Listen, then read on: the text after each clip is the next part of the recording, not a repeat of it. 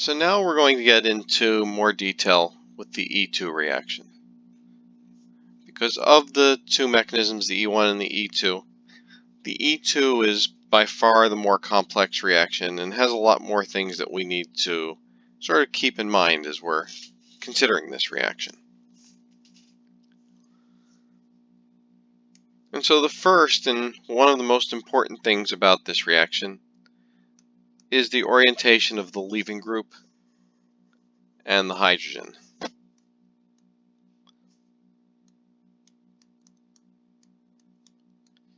So you recall in the SN2, because the reaction is everything is happening simultaneously, that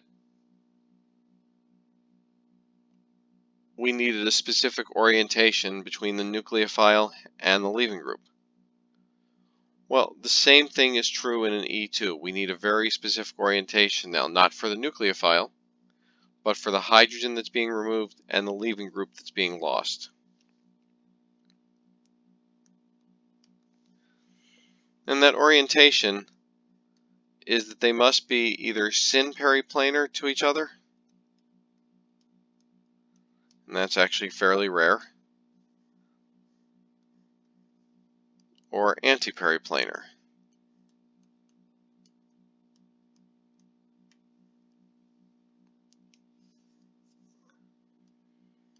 This will, in fact, end up controlling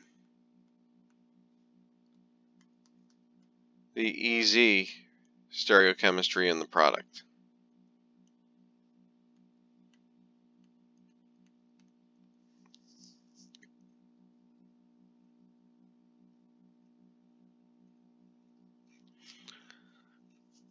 Alright, so what do we mean by syn-periplanar and anti-periplanar?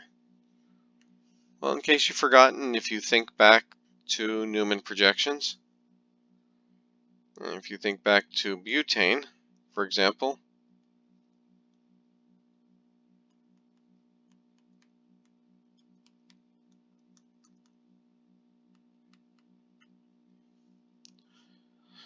when the two groups in question, which for butane was these two methyl groups, were 180 degrees apart, that was what we called anti-periplanar.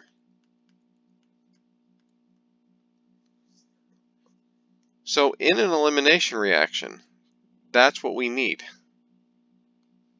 is we need the leaving group and the hydrogen that are being removed to be 180 degrees apart. If they're not, then we don't get proper orbital overlap in order for the elimination to occur.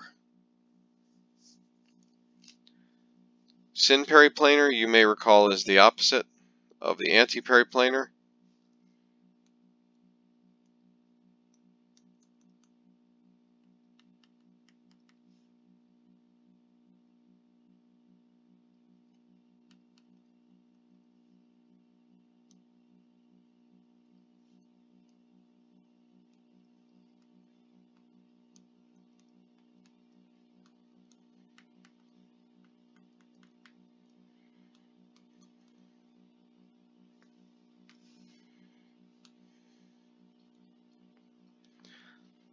So the syn-periplanar for butane is drawn here.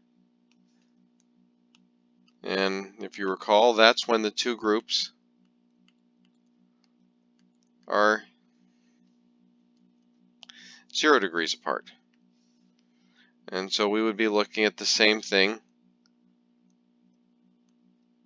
between the hydrogen and the leaving group.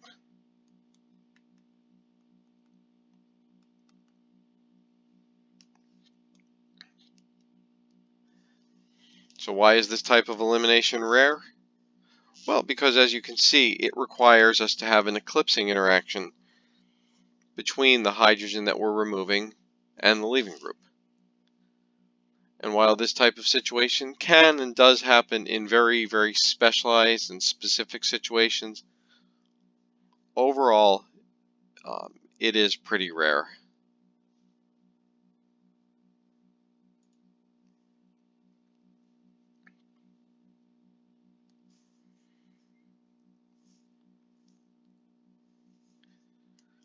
Now, whenever it's possible for there to be a difference, trans will be favored over cis.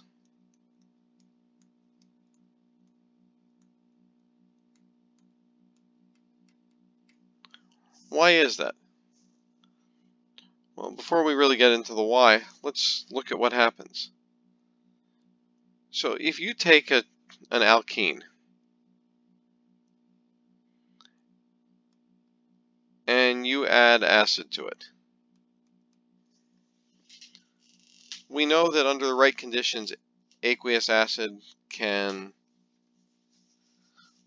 cause a hydration reaction to occur. But that hydration, as we're going to learn, is a reversible process. It can go right back to the alkene.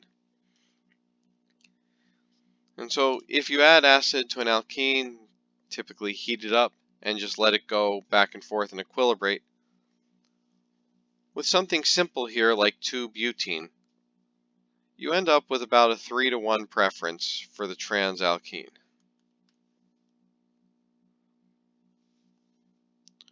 Why is that? Well, when you put these two methyl groups, or whatever groups they are, on the same side, it ends up being similar to the diaxial strain in cyclohexanes. The cis substituents are close together in space.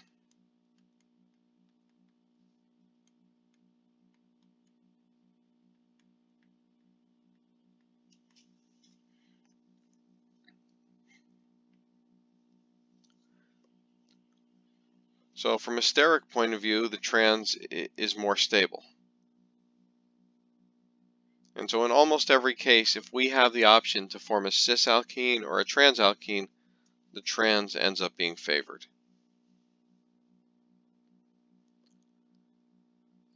The second thing to account for in an elimination reaction is that more substituted alkenes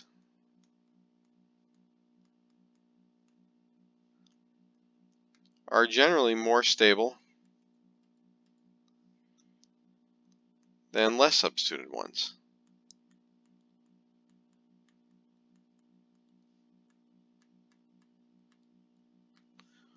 Why is that?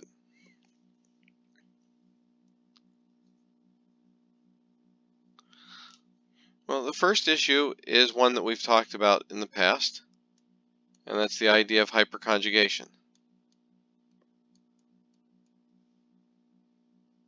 There's an interaction between the carbon-carbon double bonds pi bond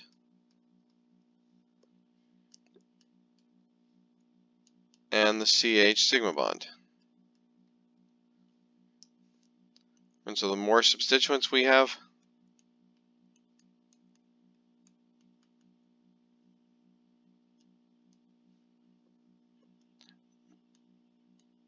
the more sharing of electrons and more hyperconjugation.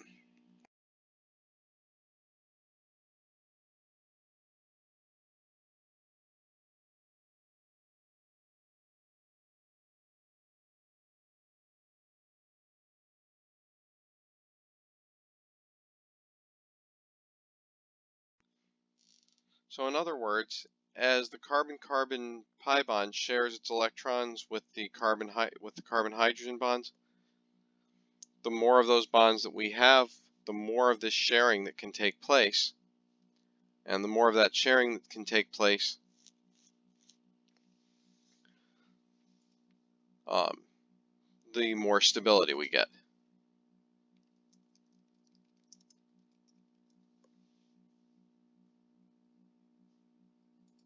And let me just fix this real quick.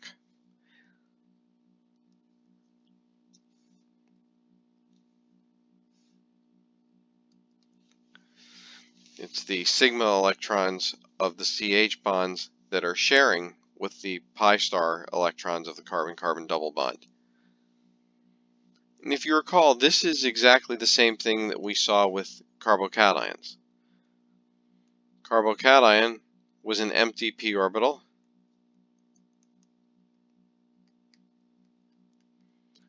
and an adjacent carbon-hydrogen bond could donate electron density into that empty p orbital. Well, the same thing's happening here. Again, it's the sigma bond, so the carbon-hydrogen electrons donating into the empty pi star orbital of the alkene. So the more carbon-hydrogen bonds we have, the more hyperconjugation that can take place.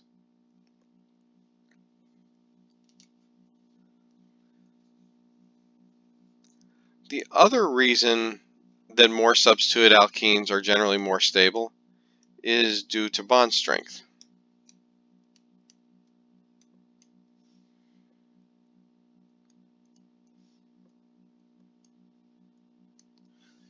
So if we compare 1-butene on the right, which is less stable than 2-butene on the left, let's look at the hybridization involved.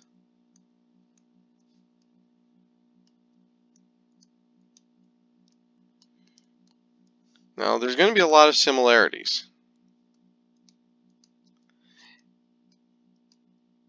Each one of these compounds has 2 sp2 hybridized carbons and 2 sp3 hybridized carbons. But let's list what the bonds are made of. So the first bond, if I start here,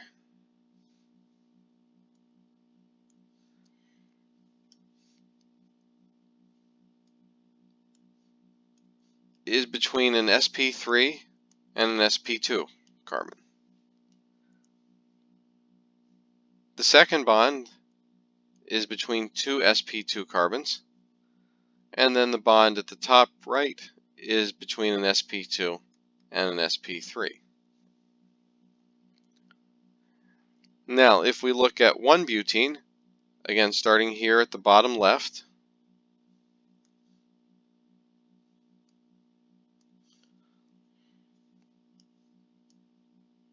we have an sp3 bonded to an sp3, then sp3 to an sp2, and the alkene is an sp2 bonded to another sp2.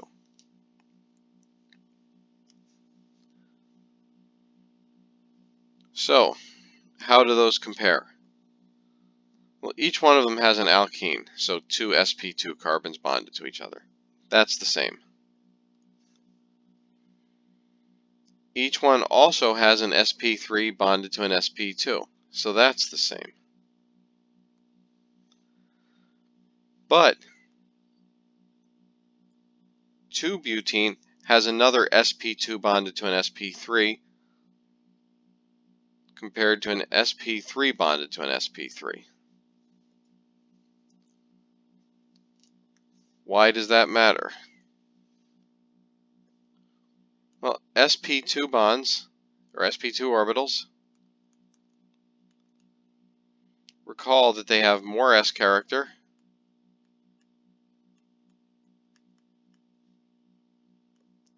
which means the electrons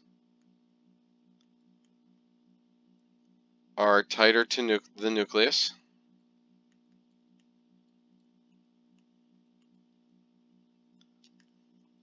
resulting in a stronger bond. And so because of that, the bonds within the 2-butene end up overall being stronger than the 1-butene.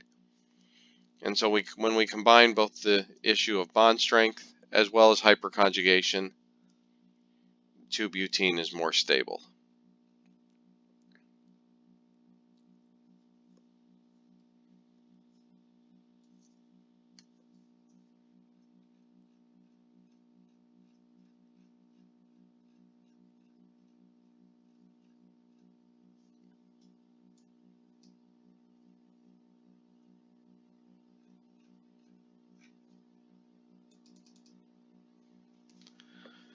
The one primary exception to this, all of this,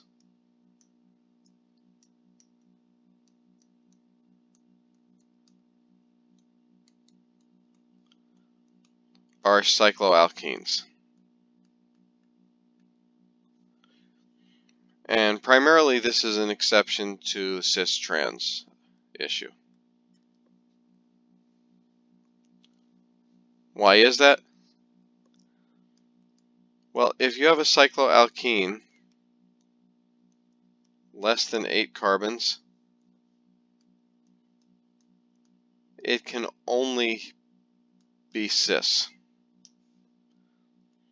So think about cyclohexene, for example. That would be the cis alkene.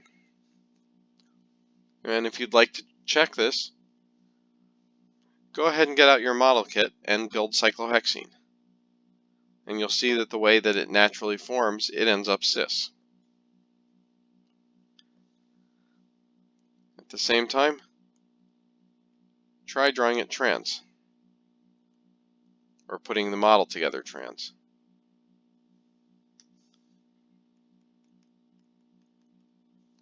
Now I can do it on paper, or on this PowerPoint slide,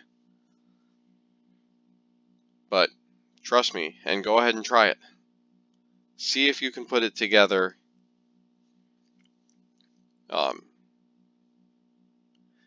with your models.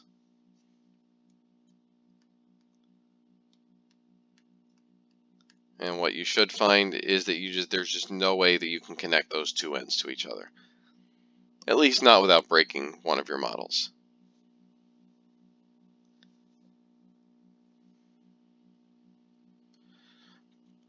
But it turns out cyclohexane itself also has some other very specific issues to the E2 reaction. That's where we'll pick up in the next video.